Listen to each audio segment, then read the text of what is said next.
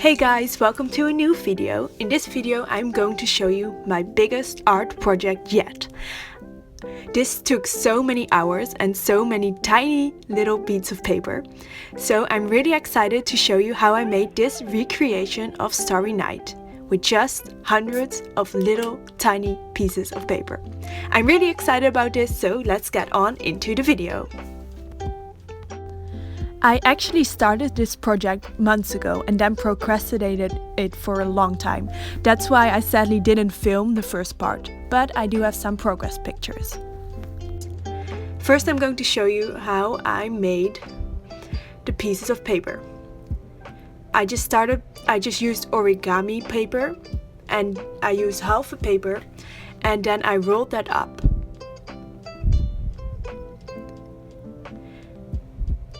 I rolled it up really tightly and at the end I pressed it flat,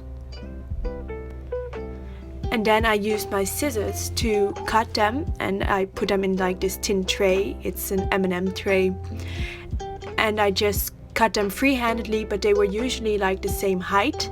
When there were pieces that were really thin or really thick, I just didn't use them because I wanted the end result to be a little flat.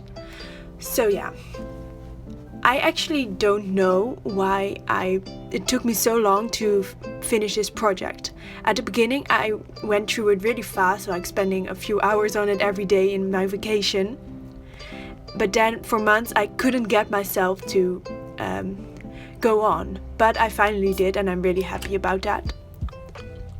So yeah, here's how I did it. I used some glue. It doesn't matter which glue I used. A lot of different kinds of glue. And then I took my tweezers and I took a piece of paper out of this tin that I made to sort the papers. And then I would place them, each paper individually, in the right spot in the picture. So you can see how this was a really time-consuming process. I really enjoyed doing it though, because it's really relaxing to do and it's a slow process. But it's really satisfying to slowly see the picture coming together bit by bit.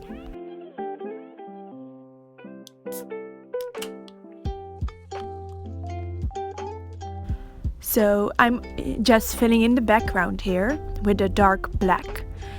And I'm trying to follow the lines of the picture by placing the beads around the stars and around the swirls to just make it a prettier flowing whole. I guess another reason why I procrastinated is because I had already done the most like fun bits with the stars and the spirals, and now only the background was left, which is a big surface that I just had to fill in only with black. So yeah, you see that I just cut an entire origami paper and now I'm filling it in, and I am only able to fill in that tiny piece with that whole paper. So you can see how I had to cut a lot of paper to get this process done. But here I'm just going on, filling in the entire background with paper. By the way, if you're wondering what those white things are, that's because this is my filming setup. It's literally a stool on my desk and I lay my phone inside one of the holes to film. So that's if you're wondering what it is. But I'll zoom in a little. And I'm just filling in the entire background. It looks like I'm doing nothing here, but that's because I am pushing more pieces of papers inside the gaps between the papers that are already there to make the black a lot blacker and fill it in entirely. And I did that everywhere to just make it into a better picture, just make the colors more vibrant, and so you can see the paper underneath it, through it. So this is what I was working with right now. And then I decided to fill in the rest of the sky with blue. I also did that in the rest of the sky. I alternated between black and blue. I'm trying to make the picture a little bit interesting. I thought it would be more interesting to use dark blue and black instead of only blue or only black. So that's what I did. And yeah, now for the village in front.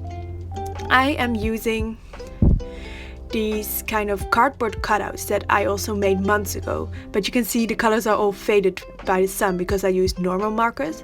So here I'm filling it in using darker markers, permanent markers, so I hope they will stay vibrant a little bit longer. So yeah, I used a coloring page, by the way, for this, the entire thing, just as a base, so I knew where I should use the lines. I will leave a link to the coloring page in the description if anyone wants to color it or do something else with it, because it is a really good page. So here you can see I am cutting red stripes, but this time I am cutting a lot longer stripes. I'm just cutting even longer one by not rolling up the page but folding it in three. So it gives me a lot longer stripes, and I'm using them to fill in this kind of firing thing in the front. In the original, in the painting, the entire thing is black, but I decided to make it a little more interesting for this by adding some red in it. I just used the red to kind of outline, and then I filled it in with black. I cut some more black pieces just to fill it in.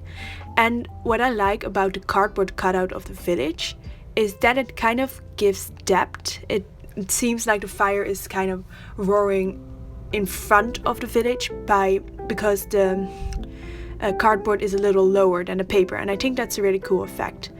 I decided to use some red at the sides of the fire because, I don't know, I just decided to do that. And then I was done. I am really happy with how this turned out. It was so much work, but I'm really glad I finished it. It's like finally this weight off my shoulders, like I still have to finish it, and I finally did it. So I'm really happy with that. I think it looks really cool. I love how I managed to incorporate quite some detail even though it was just paper. This is what it looks like from the back, by the way, and I ended up framing the piece because I am really happy with it. Anyway, thank you guys so much for watching. I really appreciate it. Please like, comment, subscribe, and bye!